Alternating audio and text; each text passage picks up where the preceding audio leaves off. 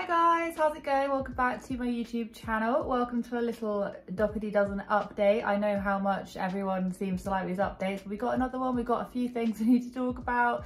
And just as a quick weather recap, it started raining. I don't know if you've been with me over the past couple of weeks or months, or I don't know how long I've been droning on about the weather, but we're now getting rain. We've now got so much rain that the bottom of our road is now flooded, so it goes from one extreme to the next. Take care of the planet, people. It's honestly, it's terrifying. One minute it's boiling, the next minute it's like literally flood warning.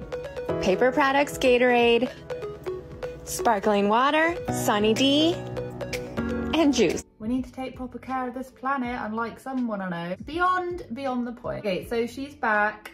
She's back, the Queen is back. She got her bum back to Wegmans. She trotted on past, the carpet was rolled out, roll out the red carpet, she's back. Like all over some seasoning. I am convinced, I am above and beyond convinced that she only went to Walmart to do that sponsorship, just to show where she got the seasonings from. That's it. That is literally it. Because do you remember I got that lovely message from a content creator who basically said, yeah, we've done a sponsorship deal with Danos Seasoning and they need you to go down to Walmart and show where you can get it from. So this whole thing about they don't make me feel welcome, I don't know if I 110% believe this one, just because she's trotted on back so soon. Wegmans hadn't even restocked their milk and Alicia was already back. It's been so soon. It was for one shopping trip. Didn't you throw a fit and say you didn't feel welcome at Wegmans? Well, to be honest, I don't think she threw a fit. She was just, you know, very disgruntled. I don't know, I really don't know. But the reason why I think is because of seasoning theory, but whatever. I like it better when you shop at Walmart. I don't have that store in my area. And the thing is, with her reel, you know, when she does like her weekly reels of her grocery shopping, she still managed to spend like, I think it was $1,300 on shopping, which is just a ridiculous amount, but she does it all the time. She shops for content, whatever. Are you back at Wegmans for now? I like Walmart for most things, but I feel like the produce isn't as good as other stores. And Dougherty Dozen, Alicia said, yes, I like their steak better. And someone said, is your account shadow banned because it normally has more likes in an hour? And Alicia said, it's the current TikTok algorithm. And someone else said they didn't even show up on my following page. And yeah, I don't know, I'm not, maybe TikTok algorithms being a little bit weird. I think maybe, I don't know. I'm not really sure. I'm not really one to like, I mean, algorithms are like weird things. And if there isn't a demand and a drive to seeing overly gluttonous shopping hauls, then maybe TikTok just won't post them. Do you see what I mean? Oh wait, I thought they banned you from there. No, she wasn't banned, but some people felt the need to spread rumours saying she was. I never said that she was banned from Wegmans. I don't know, I think that she purely went to Walmart just to show us where she got that seasoning, but she's not like, I think like sometimes she tries to do these little sneaky sponsorships without trying to dupe the audience, because her whole audience is basically people looking up to her thinking that she does all of these different things, and then it then turns out that actually she's just trying to get you to buy things subtly. That's what I think, and we're gonna get into it in just a minute. Okay, so next thing that I did want to touch on is I said I was, this is a different gate, this was hashtag adopt an Aussie, and I just want to say welcome to all my little Australians, nephews and cousins and brothers and sisters that I have so lovingly now adopted, or you have adopted me, and vice versa. I feel like just mentioning all of you, sounding you off in the comments, but I won't. I won't embarrass the story any further. Anyway, so I said, I was like, how come there's an Auntie Lauren, there's a Nana Pat? Now, Auntie Lauren actually did some clarification. Nana Pat, and whoever got this right, you can get a little round of applause. Nana Pat is in fact Auntie Lauren's mother. Woo! So actually she's not adopting various different Australians around the world, it's actually just one Australian family. Will there be any more installments to this Australian family? Who really knows? But anyway, I love it. The one thing that I love more than anything is like some sort of closure to whatever is going on. So do you know what I mean? This is a closure. So Nana Pat and Auntie Lauren are actually related. And yeah, Nana Pat is Auntie Lauren's mum. So it's not as if Alicia's just finding all of these random Australians and getting them to mod for her. They are in fact related, so that makes it just a little bit better. I'm an Aussie from Melbourne up for adoption. Happy to mod for my USA and UK friends on TikTok for free. My one rule for adoption is not to be linked to Alicia's fan club or trolls. Auntie, uncle just seems normal to me. It's a label we call our parents' friends. Nana would be a label for a friend who is a little older. The thing is, even in the UK, like, we do have the whole, like, you know, like, so my friends, for instance, but they're like childhood friends, they'll call them like Auntie Harriet or Auntie Emily and all of this kind of stuff. They will like call them that. But I think just because it's like, and I don't know, it just seems like, I don't know. I feel like I've actually chatted to quite a few people just about this in general, and everyone has kind of conflicting opinions on it. But at the end of the day, I'm not going to be talking about Auntie Lauren and that anymore. I just wanted to get like Adopt an Aussie just out of the way.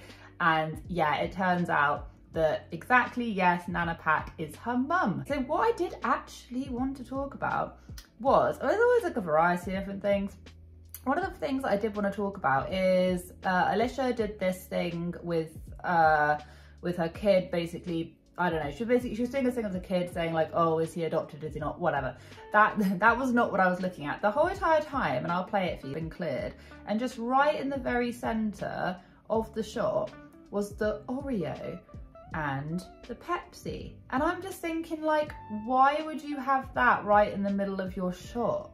It might mean absolutely nothing. It might literally just be whatever's, but it's just, whenever I'm doing like any form of filming whatsoever, I don't know if you can see, I'm doing this like, wow. But I mean, yeah, it's a messy, like I say, I'm a little bit cluttered, all right. It's not a show home. I've been over this before. But I try and make the space like clear, but it feels like whenever Alicia is filming literally in that exact spot, I feel like she's always got something just there. And it's always branded stuff as well. It's not something random. It's always very obvious what it is. And I can't quite work out if she's fishing for sponsorships or it's a seek, or if it's just like subtle advertising. I think it's more so that she's just trying to fish for advertising. If she has it in the shot, she might be able to include a hashtag, like a hashtag this, hashtag that, or whatever. Maybe send a few emails, try and get the companies to notice. I mean, this may sound ridiculous, but well and truly, when you're a content creator, you try and make the space as clear as possible. And there's always just something just right there. I've said this before. Alicia with her sneaky sponsorships, I swear, like the woman literally denounced a whole supermarket just to do a sponsorship with Danos seasoning. It is not beyond the realm of just craziness. God, I feel so bad for whoever's just tuning in, and we've all just been discussing this like stupid revelation for so long, and people are just like, what the hell are you guys talking about? We're gonna have our own little language sooner rather than later. We've got all sorts. But yeah, I don't know. I found it a little bit interesting. That's what I want to say. I'm not saying anything. I'm just saying that maybe she's trying to, like I say, fish for a sponsorship, but I just think it's a bit sneaky. What do you guys think? Do you guys think it's a bit sneaky, or do you think like, I don't know. And the thing is now that I've noticed this kind of stuff with her, because she does it quite obviously, I now notice it with other influencers as well. I'll be like, oh, why are they putting that there? Oh, because if you think about it, if they're offering free advertising, maybe the advertiser will actually want to pay them eventually. They'll go like, oh, that's a really good way that you did that. Maybe you can promote our product, all of this kind of stuff. Like, it's not beyond the realm of possibility. And on her latest one, her morning routine, right? Now, I do actually think that the latest morning routine that she did was in fact filmed at the right time. I say this because it's still dark outside, and also Alicia looks up at one point and it looks like she's like saying goodbye to Josh, like her husband, because it looks as if she was like giving that look like, oh, just doing this again kind of thing. Let's go.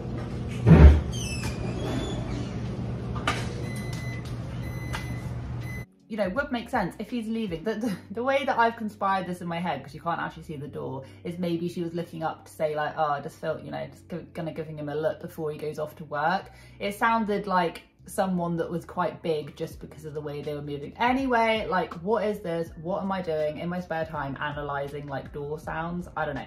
But it just seemed a bit like that. And what I'm trying to get at is that because it kind of, the darkness, the light outside matched up with, maybe it was 5 AM, maybe it was 6, I don't really know. But either way, Josh is then heading off to work. It sounds a bit like that, but whatever. I digress. I mean, Alicia is always, she's always live across so many different platforms, so many. She posts on Facebook loads as well. I don't know whether or not she has like a little team or not. She's always responding to comments. She is, you know, always filming and things, like quite a lot. She'll just be down there just filming. I mean, if I had a mum that was doing that all the time, I think I'd find it a bit too much. But you know, maybe that's just coming from me. I think I'd feel like I'd want their attention a lot, but then they're then too busy filming or vlogging or whatever they're doing. I've always said this, I just don't understand how she manages to look after all those kids and also do as much social media as she does. And I've always said this, and I just found that little sort of look that she gave Josh or whoever it was at the very big, you know, at the end, going, you know, just kind of look, it's just like, that would seem like completely normal, just with lights and the camera and like sorting out all the things. It is what it is, but I found that quite interesting. Another thing as well is that I can't help but wonder, do you reckon she has always done the mornings like that? I'm realizing maybe sandwiches are a regional thing because so many people are confused that my kids eat sandwiches every day. But like Josh and I also grew up eating sandwiches every day. I don't know. Is it just like an upstate New York thing? Absolutely not. Sandwiches are life. I just wanted to intersect here. My kids eat either cheese on toast or baked beans on toast or a sandwich that'll have like veggies cut up on the side and stuff, or soup. But yeah, I eat a sandwich every day. I spice it up, or I have a quiche. I don't know. But I'm a massive sandwich person, so I don't really understand people when they're like, oh, how come they eat sandwiches every single day? It's like, well then, I don't know. I eat sandwiches every single day. I don't know. This whole conversation completely got me. Or do you think they are amplified for social media? Now, don't get me wrong, she's going to have to do a level of cooking and whatever's, you know, whatever. She insists that they must have like a cooked breakfast every morning. I don't understand how it doesn't go cold, but that's by the by. So she insists on making all these different stuff, you know, and yeah, that would be amazing if your mum got up and she made all these different things. But do you reckon that she has always done that pre-social media, or maybe she was a bit more like, oh, have a bowl of cereal, which is literally what we do. Like, we go downstairs and I ask them what they want. The most technical thing you'll see me making in the morning is I'll whip up some pancakes or some porridge. It's pretty well like oatmeal. That's pretty much it. But the thing, what I'm trying to get at is that, do you reckon she started doing all of these, you know, doing all of this like pre-cooking for dinner, making all these different things, sandwiches, like lavish breakfast? Do you think she started doing all of that, but amplified when she started doing YouTube because she knew that it would get a lot of clicks and views? Because I think this is what people tuned into at the very beginning. You see family of, I think it was 10 back then, he was 10 or 14 or whatever it is, with all the food and stuff, and it's like, wow, how do you do it? But my real question is, do we think she's always done that, or do you think she started doing it, like she's always done it but just not to this extent? She really started amping it up for social media and now she feels like she has to continue doing it. Does she do that on her days when she's not filming? Who knows? These are just questions. These aren't accusations. These aren't even me starting up rumours. It's just a general thought that I had when I was watching it, because like one of their kids now drives a Jeep, but they can't make their own lunch or cereal or anything. Like, she's got kids there that could literally make their own food. My little girl knows how to bloody crack an egg and make scrambled eggs. I've got to stand next to her. But she'll go and get herself a bowl of cereal. I'll be downstairs, but I'll be busy sorting the other one out, and the other one, you know, both of them know how to pour themselves a bowl of cereal, for instance. And they're really little. And so it just makes you wonder, if they've always done this. I don't know. This is just little thoughts that I've had, because I can't, and I've said this, I take my hat off to her because I don't understand how she does it. I don't have that patience. I don't have that, you know, that is putting everything on the line, your own needs, your own sleep and everything for all of these kids. But I just can't help but wonder, will she burn out eventually because she didn't do it before social media? Because the whole point of her, if she buys in excess and she buys things that they don't actually realistically eat, I mean, their very first food bill was like 700 and odd quid, and now all of a sudden it's like 1,300. You know, if the shopping has increased, then has other areas increased as well? Just a little food for thought. I don't know, but I'd love to hear your thoughts and opinions on it, because I think it's proper interesting. Anyway, thank you so much for watching. Have a wonderful day wherever you are in this world. Take care of each other, take care of yourselves, and I'll catch up with you guys in the next video.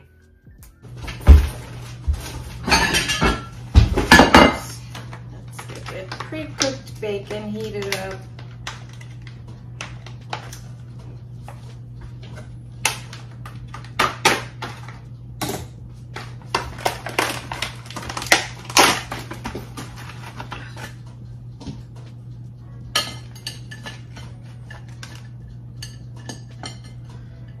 Two, 4, 6, 8. Okay, so I'll have to make 2 things of bacon.